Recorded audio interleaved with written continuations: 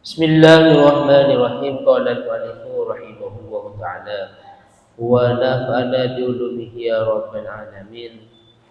Bismillahirrahmanirrahim. Far'un utawi iki cabang.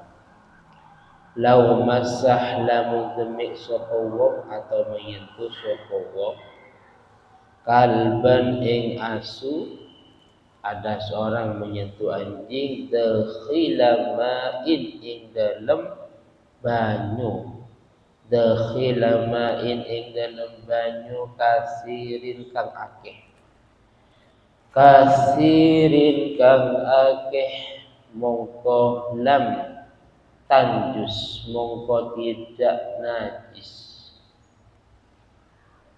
tidak menjadi mutanajis, maksudnya tidak menjadi mutanajis. Yaduhu opo tangane wong, yaduhu opo tangane wong. Nah, jadi gini, ini ada sekilas penjelasan ketika tangan kita menyentuh anjing yang berada di air. Jadi ada anjing di dalam air, tangan kita menyentuh. Sekilas tangan kita tidak dianggap sebagai mutanajis, paham ya? Cuman ini butuh catatan, paham ya? Butuh catatan.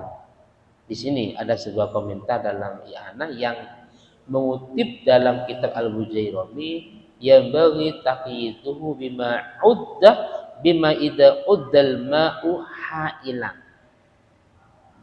Oke, kalau cuma sekadar menyentuh anjing yang berada di dalam air itu tidak dianggap, tidak menjadi mutanajis, dengan catatan kalau memang air itu dianggap sebagai ha'il. Apa ha'il? Penghalang. Tahu ya? Nah, jadi di sini anjingnya, jadi masih ada airnya.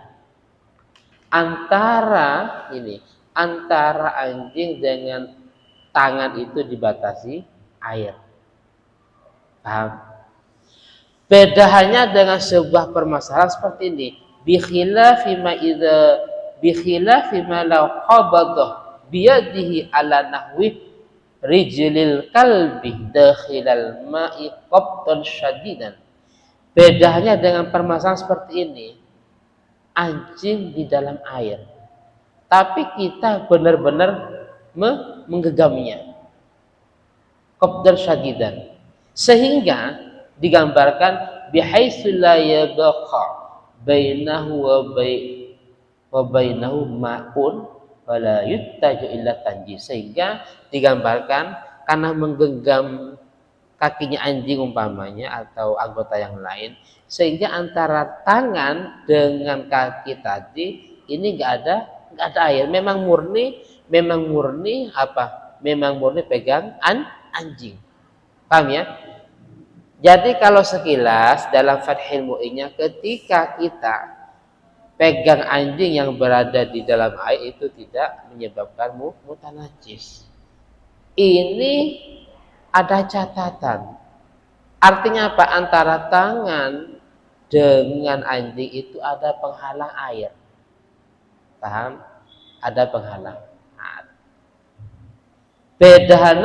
Bedanya dengan sebuah permasalahan anjing yang ada di air, cuma kita benar-benar menggenggamnya, sehingga digambarkan antara tangan kita dengan anjing, kalau si contohnya kakinya ini nggak ada air, memang murni.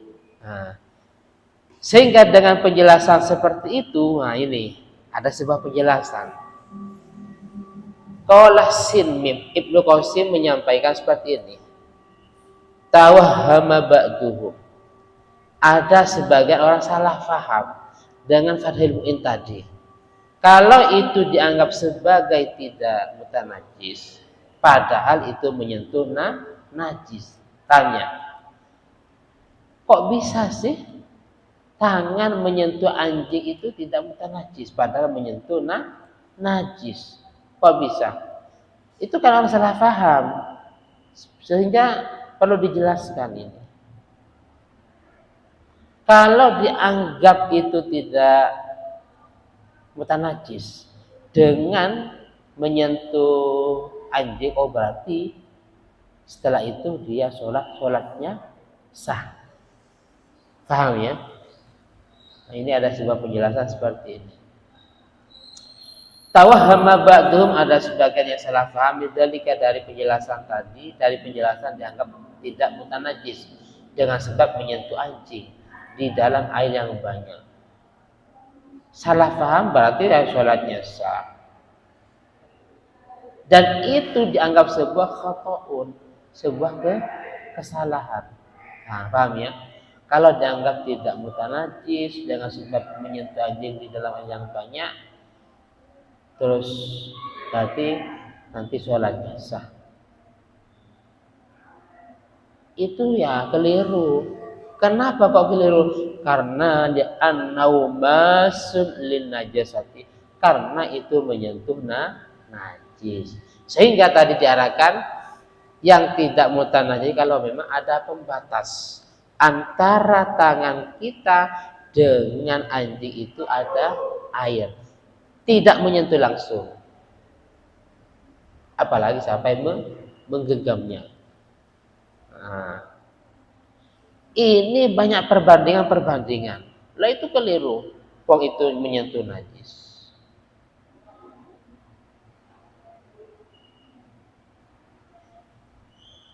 Sehingga sebagian pelajar juga salah paham. Kalau memang merujuk pada tadi. Wa tawahhama ba'du thalabah. Seperti ini. Ada seseorang law massa farjahu dakhil fil ma'il kasir.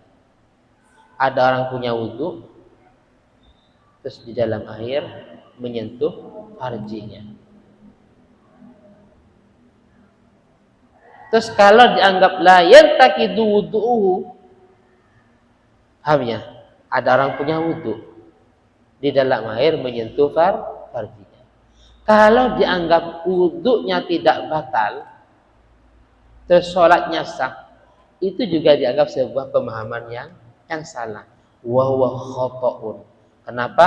Li'annahu masuk, karena itu menyentuh. Sama dengan tadi, ada air banyak, terus ada anjing, entah itu mungkin separuh tubuhnya yang di air, hanya menyentuh kakinya saja. Kalau itu dianggap sebagai tidak mutanajis, terus nanti sholatnya itu salah. Wong itu menyentuh apa? Menyentuh najis. Sama dengan contoh yang kedua. Orang punya wudu di dalam air menyentuh kelaminnya. Menyentuh kelaminnya. Terus dianggap wudunya enggak batal, terus sholatnya sah, itu juga sebuah salah. Yang dianggap tidak mutanajis itu dalam contoh tadi. Kalau memang antara tangan dengan anjing itu ada penghalang itu air. Nah, paham ya?